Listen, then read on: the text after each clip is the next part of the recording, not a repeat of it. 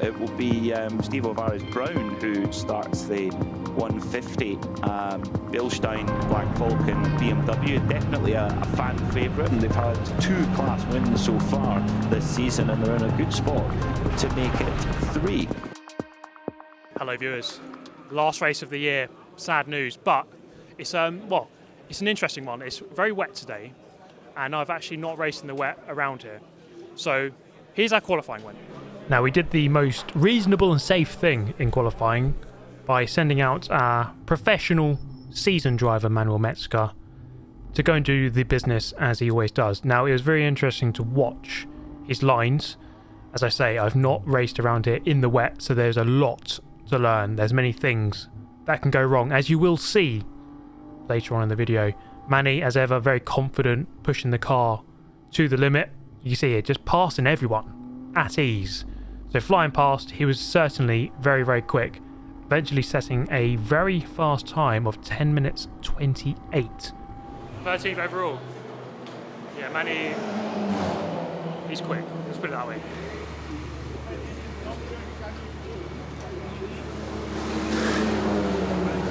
Okay, it's a lot better now than when I started. Okay. Thanks a lot more. With Manny having set a really good qualifying lap, I knew that my laps in the car in this qualifying session wouldn't be the most important. It would be really just about trying to become acquainted with these extremely wet conditions before the race. I wasn't really chasing lap time or anything. It was just about trying to gauge exactly where you can and can't push. And that is the real difficulty of this circuit, given it's so long. The grip does change from corner to corner and you have to work that out. Now, the first thing I was noticing here is actually how my karting experience in the past has actually helped here.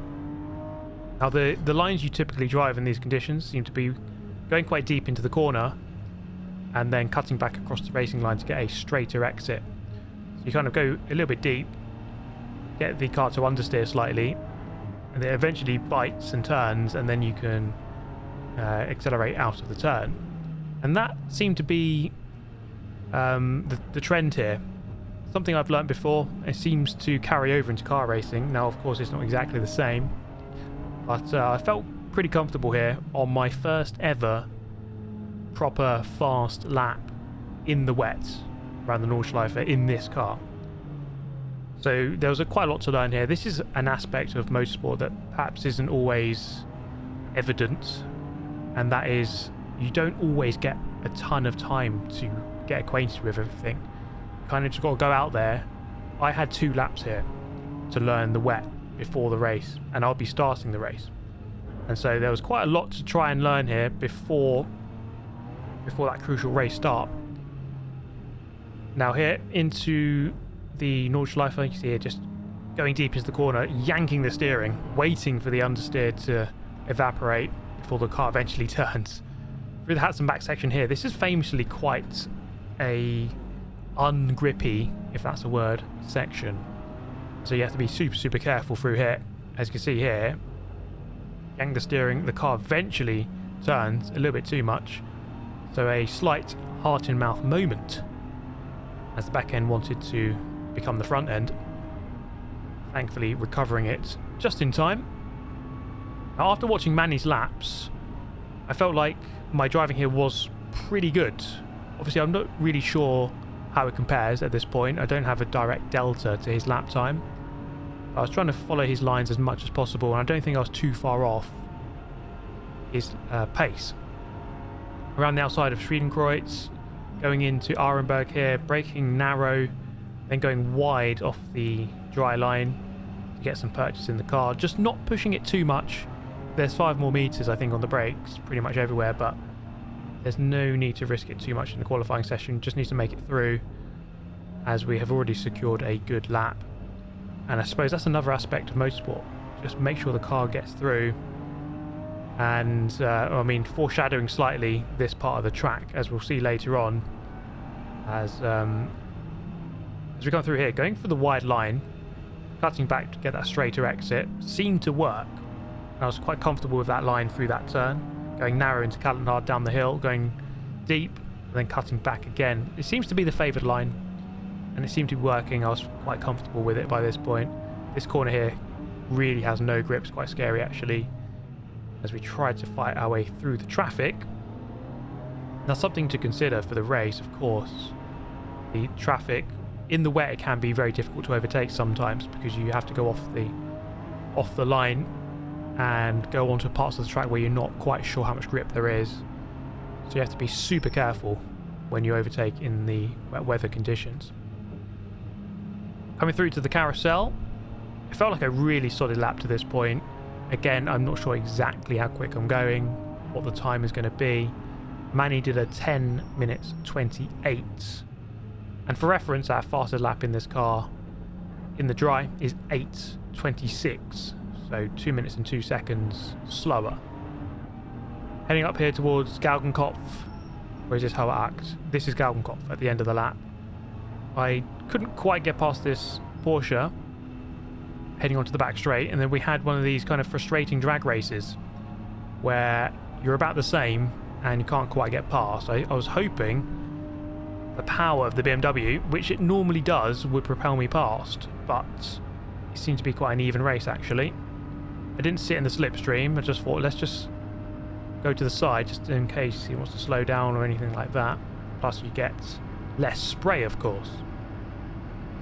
So coming up to the end of the lap, we're not going to get this overtake done. A little bit frustrating that he's there, but I can't quite complete the job.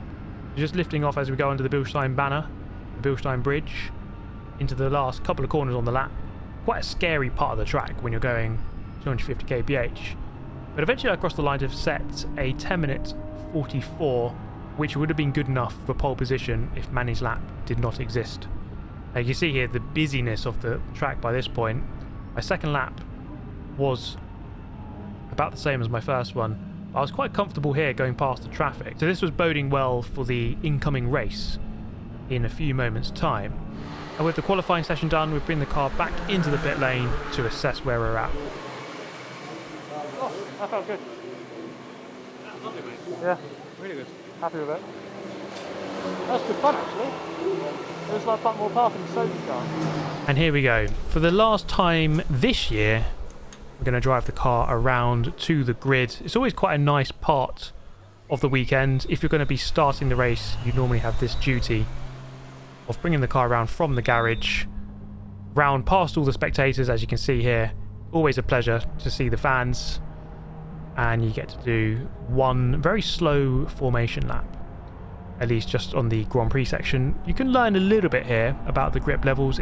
They seem to be about the same as they were in the qualifying, so not too much to tell from that. But we bring the car around in 17th on the grid, so really high up, in fact ahead of a couple of GT3 cars, quite interestingly.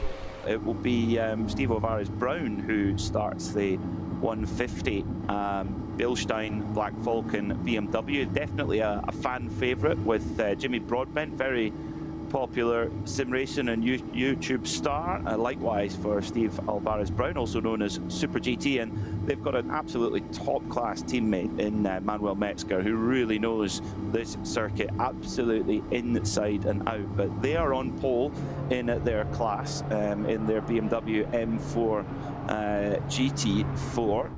Now something rather interesting happened on this formation lap. As we head through this turn, you can see here on the left hand side there is an Audi GT3 car spun out on a part of the track is actually not very grippy at all, as we would see in a moment. Now the GT3 managed to fight its way back through, albeit with some trouble, kind of suggesting maybe that people weren't even looking in the mirrors, or that it is actually very hard to have any visibility at all, as we are about to find out at the start of the race. Starting 17th out of more than 100 cars, away we go to begin the 4-hour race. Let's end the season on a high. The GT3 car that started behind the Mercedes immediately going through with its extra power into turn 1. Just look at the wall of grey. You can really not see much at all into this first corner. Very, very difficult to come by, any visibility. So we're just going to try and do our best here to keep it nice and clean for the Grand Prix section when we're surrounded by cars. And not just any car. Because Manny qualified so well, we are in and amongst a lot of the GT3 cars and the Cup cars. So much faster cars surrounding me here, in front and behind. I'm going to try and concentrate as much as possible. So this is pretty much my third ever lap in the wet at speed. So trying to learn on the spot here, a lot to consider. And we have faster cars behind, in front, everywhere. Now, something you're going to see here on the left hand side, a Cup car spinning out. These conditions are really, really difficult. It was something that was catching out a lot of the drivers. It was very fun though, I must say. Trying to find the grip, left, right, middle, where do you go? That's the question, not easy to know, especially when you've only done 2 laps in the wet. So end of the Grand Prix section on this opening lap. We are easily in first place in the SB10 class and also in the entirety of GT4. That's where we want to be, of course. So doing a good job so far. So some Cup cars going through here. That's not going to hinder us too much, as they should be a lot quicker. Normally 10, 15, 20 seconds quicker in the dry conditions. So we're not going to worry about that too much. So into the Nordschleife for the first time, going for the deep line, going a little bit wide there. There's a bit of a mistake. By keeping on the track for the time being. Down the hill towards Hatzenbach. Now this part of the track is super difficult. Not much grip at all. And as I kind of touched upon earlier, as we have a massive moment down the hill, as I touched upon earlier, different parts of the track have different tarmac and therefore different levels of grip. So having to be super careful through here. I mean, that's the corner there where lots of cars span out in NLS 4. In fact, 7 GT3 cars going into that very wall. So we're doing a good job here of keeping with the pack in front. Not that I necessarily have to, they're in a different category. But always good to know we're keeping in touch. We must be driving fairly well, I'd imagine, by this point. So coming out the Hatzenbach section, as I say, not grippy at all. But we get into a part of the track which is a little bit quicker, with more grip. And as we increase our speed, you can see again, the spray is a massive factor here. I've got the wipers on maximum speed. There are 3 settings. This is the fastest of the 3. And so you just have to make do with whatever visibility you have after that. I do slow it down there though. As we head towards Schwedenkreuz for the first time in the race. Things looking good so far. As we head over the crest, trying to be really soft and minimal on the inputs where possible to try to not get the car into any fast moments. Another car going wide there, so we go past another Cup car. It seems that we're in a good place here, just fighting with some of the faster class cars, heading down the hill towards the Foxhole. Always a scary part of the track, and you know, a lot of the cars here just playing it nice and safe, just rolling the speed through here, not carrying too much speed at all. And it's always good, I think, that I'm keeping up with these cars because it gives you a reference of what is possible. And so I can just kind of adjust my speed based on the cars in front. It feels like I've got the better lines going on here. I should be able to get past this guy. Were we in the same class maybe, but you see the power difference there as he pulls away. However, through this next sequence of corners, I was about to make a very drastic mistake, as we shall see right now.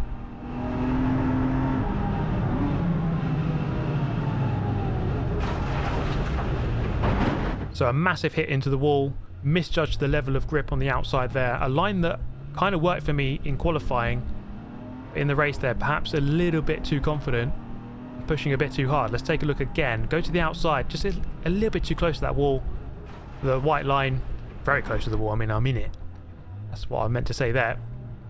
Just carried way too much speed in, perhaps a bit too confident up against that Porsche Cup car. Should have just reined it in a little bit. But thankfully the car kept going, albeit with a mirror half hanging off, which made checking for traffic incredibly difficult, given that the rearview mirror doesn't really show you too much. And so with the spray as well, and now the car seemingly handling a bit off, I had the very difficult task of bringing the car back to the pit lane to assess the damage. The car felt mostly okay. It was very drivable. It felt a tiny bit off though. I can't quite describe exactly what that feeling was, but certainly through high-speed right-handers it just seemed to snap a little bit the rear end, so it was very tricky to drive. I was kind of level paced with a couple of GT4 cars that went past, but I think sensibly we made the decision to bring the car back into the pit lane so the team could fully assess the damage.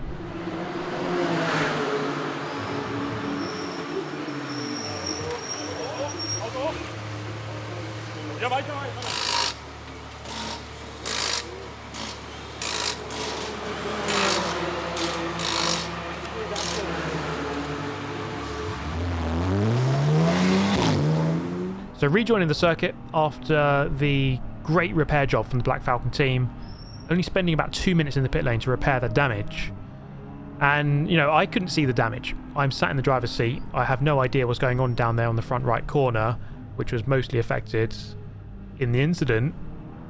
All I know is that the car feels a little bit off, nothing too major. I mean, there's moments like this where you have massive moments of oversteer and understeer, and you wonder if it was the damage that's causing that or if it's just the track. And it seemed to be the track on that occasion, at least, because this VW had the same issue. So this phase of the race is very much about just trying to fight back as much as possible and reduce the deficit to the leading teams. Obviously, losing a couple of minutes in the pit lane early in the race, not ideal, so we have to try and fight back. Trying to find a way through past this TCR car, I just didn't really want to risk anything too stupid.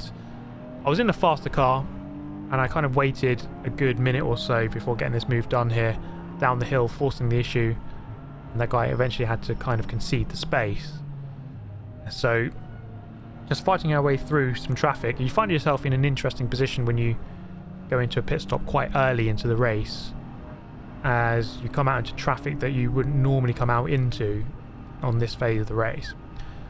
Anyway, I caught up with this car. It's not always possible to see what car it is from a distance. However, once you get closer, as we are here, you can see that's an M4 GT4. So another GT4 car to battle with. So gaining a position on that occasion up against another GT4. Cup car here. Kind of slow on the racing line, going around the outside quite comfortably. I did feel comfortable. I know there was the incident, obviously, on lap 1.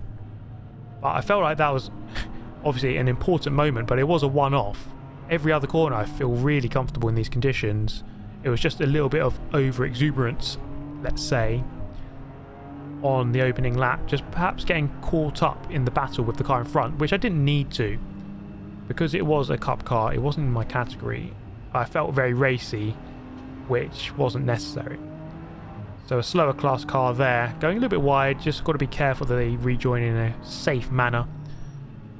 And then a couple of cars here kind of forming a nice little roadblock, trying to get our way through. A cup car on the left hand side, looks like an Aston Martin on the right. So we're finding ourselves up against some of the GT4 cars now, not necessarily SP8Ts, but more the SP10s. But that's still a good sign that we're catching and moving in the right direction. I felt like my pace was actually very solid in the subsequent laps after the first lap and the resulting pit stop. We do manage to go past this Aston Martin and go into clear air. I think he's recovering right from the crash. P30 now again, and 5 seconds behind the leader, so I think next lap will be for one. So yeah, we were gaining quite quickly on the leader. As you can see there, that's the gap. The purple Aston Martin is the leader in the GT4 class. As you can see here, I spent quite a long time behind this guy, as I think that their pace was pretty good. And also, like I kind of touched upon earlier, you don't want to put yourself in too silly of a position trying to overtake. So be nice and patient here. I mean, we have a slower class car here. They're driving their own race, and you just kind of have to find your way through eventually. So I didn't want to force the issue too much. So eventually, I think through here, they do put the left indicator on, and I get the overtake done here. Just got to be really mindful there, as I drove off the kind of drying line. So you drive into that space, and you've got to be super careful that the grip is actually there before you fully commit to the overtake. Now, it looked like I had a run here. However, the Aston Martin kind of morphs over to the right-hand side and goes into the pit lane. So I wasn't able to complete an on-track overtake, but that is the race lead resumed. So it was a tidy comeback from being, let's say, 2 minutes down to being able to recover. And by now, it was just a case of trying to fight through the traffic as much as possible and try to keep as much of a margin. So sometimes it opens up nicely like that. Doesn't always do that, but when it does feel very good, and you minimise the time loss. I had a massive moment there. I touched upon earlier that the car felt a little bit iffy sometimes into fast right-handers, but I did bring the car back safely after 9 laps of racing, an hour and a half in the lead of the race, to hand over to Manny.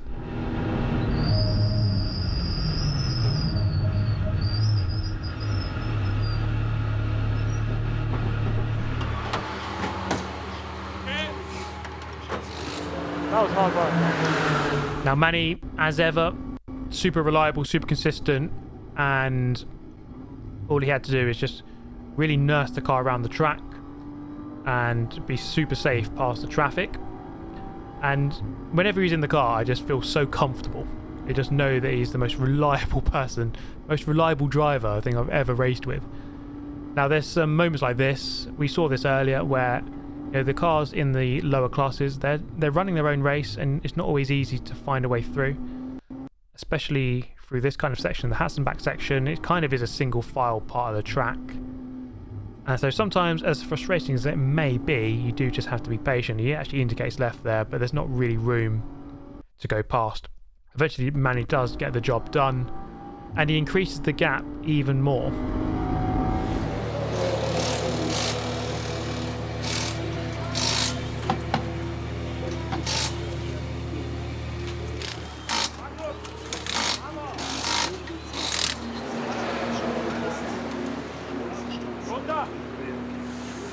Jimmy's gone out. We are in the lead by about 30 something seconds, or maybe more. No, a lot more. There's some damage on the car from the crash.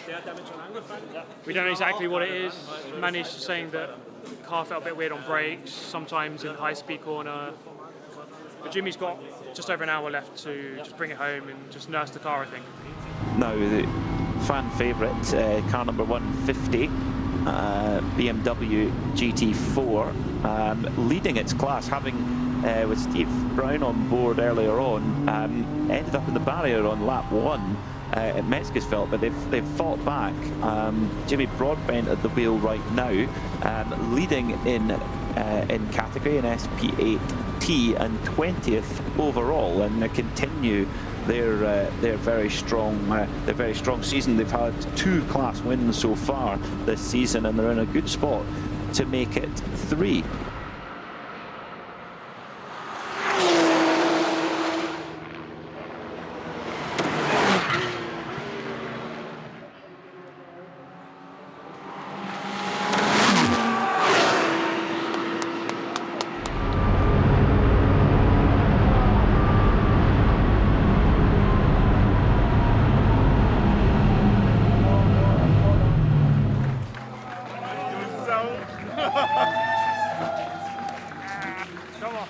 It was a great season. 3 wins this year after this one. I think that's a good amount.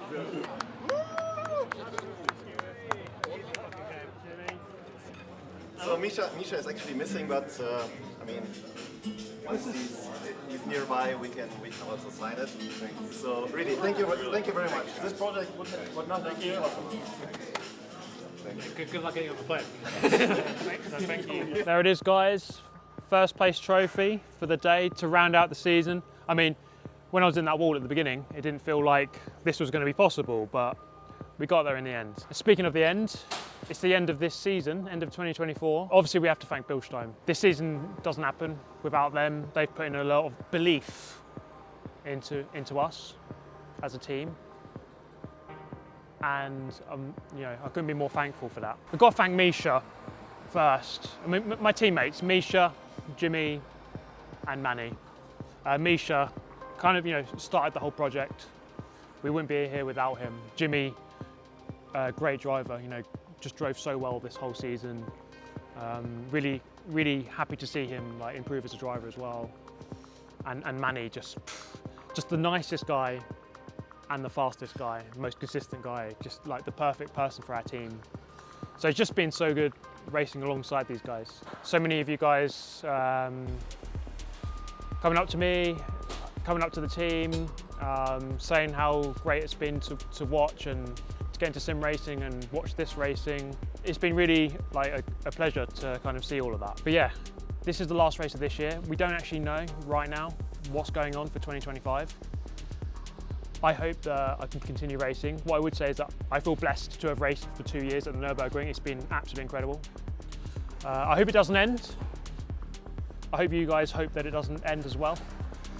But yeah, we'll see. Hopefully it continues into 2025. I think there's more to come. Thank you so much for watching. It's been a great season. I've really enjoyed it. I hope you've enjoyed it. I'll see you next time.